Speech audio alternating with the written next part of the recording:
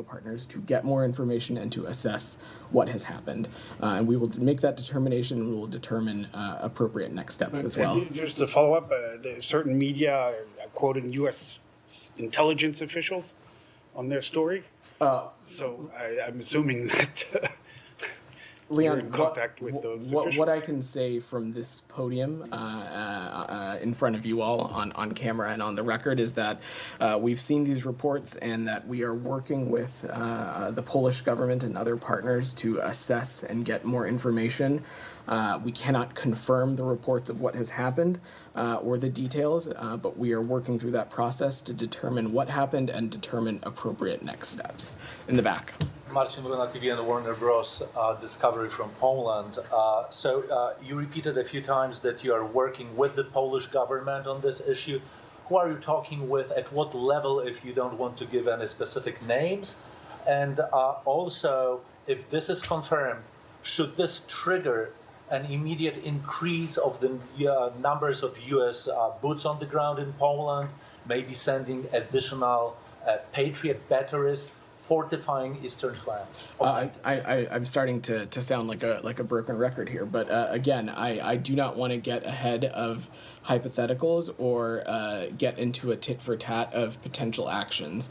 What I can say is that we will determine what happened, and we will determine what appropriate next steps to take. We are all right.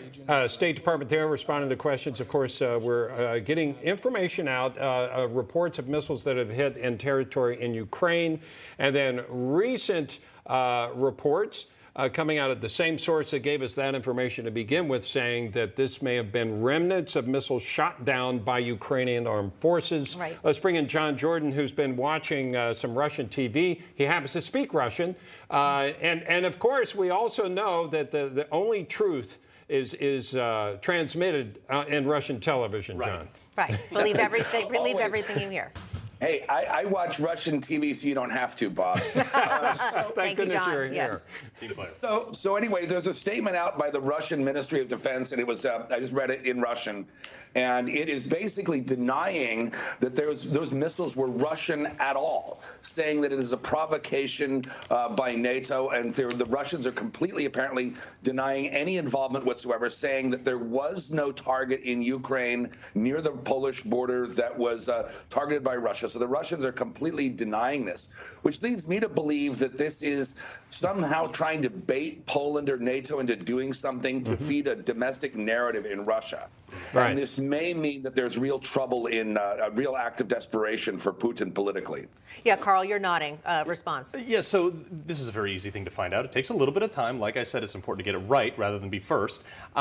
Any explosive has a signature, has a chemical signature that you can trace to where it was manufactured, when it was manufactured, who owns it, who has it. There's been a lot of moving during the Cold War of different explosives. I bet this is after that. So it is going to be very easy to determine this if there is the political will to do it. And I think, like you were just mentioning, I don't exactly trust Russian media. Yeah, and in fact, to that end, Secretary Wilkie, we do know that appears to be a lie that they're saying there were no missiles in Ukraine, because we start at that. If they could at least start with there were missiles raining down on Ukraine from Russian batteries, then maybe they have some credibility, but they're denying even that has happened. Sure. I mean, this is the old Soviet Union at work here.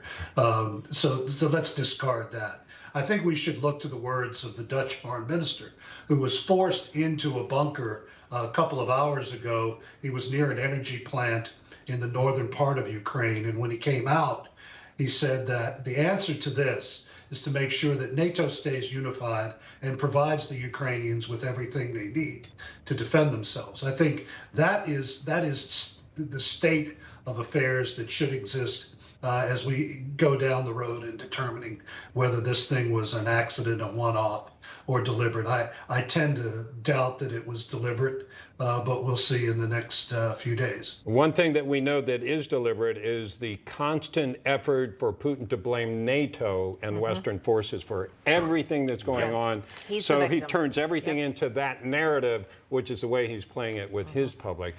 Secretary Wilkie, if you'll stick around. Carl, I believe you're doing a show tonight, right? Yeah, I'll be in for Eric Bowling tonight. Okay, very good. John 8 p.m. Jordan, thank you so much. We always appreciate you coming on. Coming up, we're going to continue the coverage of the latest out of Poland after Russian missiles appear to have struck NATO territory, but the latest information indicates they may have been remnants of missiles that were shot down by Ukrainian forces.